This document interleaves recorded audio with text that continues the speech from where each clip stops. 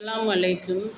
அரசாட்சி தனதாக்கி அதன் சாட்சி நபியாக்கி அழகாட்சி நடத்துகின்ற அல்லாவிற்கே எல்லா புகழும். இப்போ நம்ம மரணத்துக்கு பிறகு உண்டான வாழ்க்கையை பற்றி பார்க்க போகிறோம். ஒருத்தங்களை கூப்பிட்டு நீங்கள் இறந்த பிறகு எங்கே போக விரும்புகிறீங்கன்னு கேட்டால் என்ன சொல்லுவாங்க? சொர்க்கத்துக்கு போக விரும்புகிறேன் அப்படின்னு சொல்லுவாங்க. ஆனால் சொர்க்கத்துக்கு உண்டான நம்ம வழிமுறைகள்லாம் செஞ்சுருக்கோமா? ஆனால் இல்லை. ஆனால் சொர்க்கத்துக்கு போக மட்டும் ஆசைப்படுறாங்க. ஏன் நரகத்துக்கு போங்களேன்? நரகமா? வேண்டவே வேண்டாம். அது நெருப்பு இருக்கும், அதில் பாம்பு பள்ளி தேள் எல்லாம் கிடக்கும். அங்கே போக முடியாது. எனக்கு சொர்க்கம் போகிறது ஆசையாக இருக்குது அப்படிங்கிறாங்க. சொர்க்கம் போக ஆசையாக இருக்குன்னா அதற்கு உண்டான எல்லா நன்மையும் செய்யுங்க, தர்மம் செய்யுங்க. நம்ம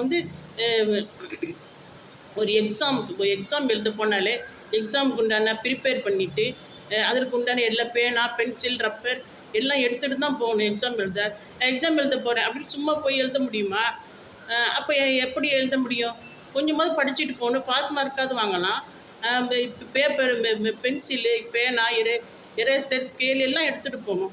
எல்லாம் எடுத்துகிட்டு போய் தான் எக்ஸாம் எழுதுகிறோம். அது மட்டும் கரெக்டாக செய்கிறோம். இப்போ இறந்த பிறகு நம்மளை ஆண்டவன் சொர்க்கமா நரகமா எதில் போடுறதுன்னு கேட்பான். அப்போ நம்ம நன்மை செஞ்சால் தானே சொர்க்கம் போக முடியும். இப்போ நன்மை செய்வோம். அதை நினைக்க மாட்டேங்கிறாங்க. பண்ணாத அட்டூழியம் கிடையாது, செய்யாத குறும்புத்தனம் கிடையாது. எல்லா பாவமும் செஞ்சுக்கிட்டு ஆனால் சொர்க்கம் செல்ல மட்டும் ஆசைப்படுறாங்க. நரகத்தில் மிக குறைந்த தண்டனையே நெருப்பாலான செருப்பு அணிவிக்கப்படும். மிக குறைந்த தண்டனை நெருப்பில் செருப்பு செஞ்சு போட்டு பாருங்க, உங்களால் போட முடியுமாண்டு. நெருப்பால் செருப்பு செஞ்சு போடப்படுமா? மிக குறைந்த தண்டனை. அதிகபட்ச தண்டனைலாம் நிறைய இருக்குது அப்படின்னு ரசூலுல்லாஹ் சொல்லியிருக்காங்க. அப்படி இருக்கும்போது நம்ம என்ன நிறைய நன்மை செஞ்சுதான் தான் சொர்க்கத்துக்கு போக முடியும். அல்லாஹ் சோதிப்பான். தர்மம் செய்யணும். பொருளெல்லாம் சேமித்து வைக்கிறோம். ஒரு பைசா யாருக்கும் கொடுக்கறது இல்லை. கொடுத்தா குறைஞ்ச போயிரும்னு நினைக்கிறாங்க.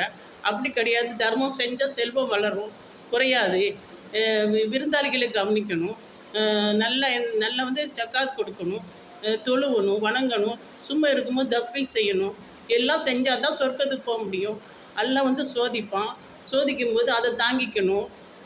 நல்லவர்களுக்கு சோதனை உண்டு. சோதனை தாங்கினா தான் வெற்றி உண்டு, சொர்க்கம் கிடைக்கும்.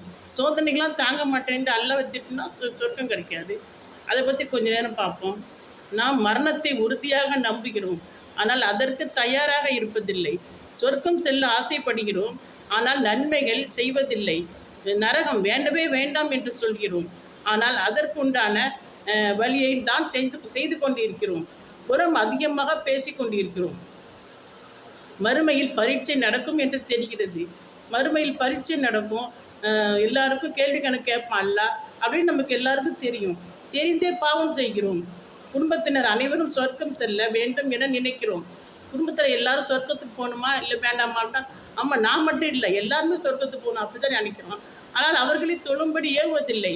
அவர்களை தொழ சொல்லாமல் நம்ம மட்டும் தொழுதுக்கிறது. பிள்ளைங்கள்லாம் தொழுங்க அப்படின்னு சொல்கிறது இல்லை. அவர்களை தொழும்படி ஏவுவதில்லை. தர்மம் செய்வதால் செல்வம் வளரும் என்று தெரிகிறது. தர்மம் செய்வதால் செல்வம் வளரத்தான் செய்யும், குறையாது. ஆனால் தர்மம் செய்யாமல் பொருளை சேமித்து வைக்கிறோம். தர்மம் செய்யாமல் பொருளை சேமித்து வைக்கிறோம். நமக்கு தேவைக்கு போக மிச்சது தர்மம் செய்யணும் அப்படின்னு நல்லா சொல்லியிருக்கான். விருந்தாளிகளை கண்ணியப்படுத்துவது சுன்னத்து என்று தெரிகிறது, ஆனால் கண்ணியப்படுத்த மறுக்கிறோம். நகை போட ஆசைப்படுகிறோம், ஆனால் அதற்குண்டான ஜக்காத்தை கொடுப்பதில்லை. நல்லவர்களை ஆண்டவன் சோதிப்பான் என்று தெரிகிறது, சோதனைகளை தாங்காமல் இறைவனை திட்டுகிறோம். தீங்கு செய்யும் தீயோருக்கு இறைவன் மகா கொடியவன் என்று தெரிந்தும் வீட்டுக்கு வந்த மருமகளை வேலைக்காரி போல் நடத்துகிறோம். உங்கள் மனைவிக்கு மிக நல்லவரே உங்களில் மிக நல்லவர் என்ற நபிமொழியை மதிக்கிறோம், ஆனால் மனைவியை தவிர மற்ற எல்லாரிடமும் நல்லவர் என்று பெயர் வாங்குகிறோம். அல்லாவை வணங்காத அயோக்கியர்களை அணுவணுவாக அறுப்பான் ஆண்டவன் என்று தெரிகிறது. அதை பிள்ளைகளுக்கு சொல்லிக் கொடுக்காமல் வளர்க்கிறோம். பொல்லாங்கு செய்பவர்களை பொசுக்குவான் இறைவன் என்று தெரிகிறது, ஆனால் காலமெல்லாம் பொல்லாதவர் என்று பெயர் வாங்குகிறோம். வாடகைதாரர் வீட்டில் குடியிருப்பவரை அடிமை போல் நடத்துவது. தாயின் பாதத்தின் கீழ் சொர்க்கம் உள்ளது என பலர் சொல்லி கேள்விப்பட்டிருக்கிறோம், ஆனால் நம்மில் பலர் தாயிடம் கனிவாக பேசுவதில்லை. பேசாமல் எரிந்து விழுகிறார்கள்.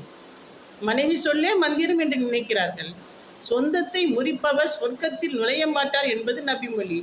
ஆனால் நம்மில் பலர் சொந்தத்தில் வசதி உள்ளவர்களை மதிக்கிறார்கள், வசதி இல்லாதவர்களை அவமதிக்கிறார்கள்.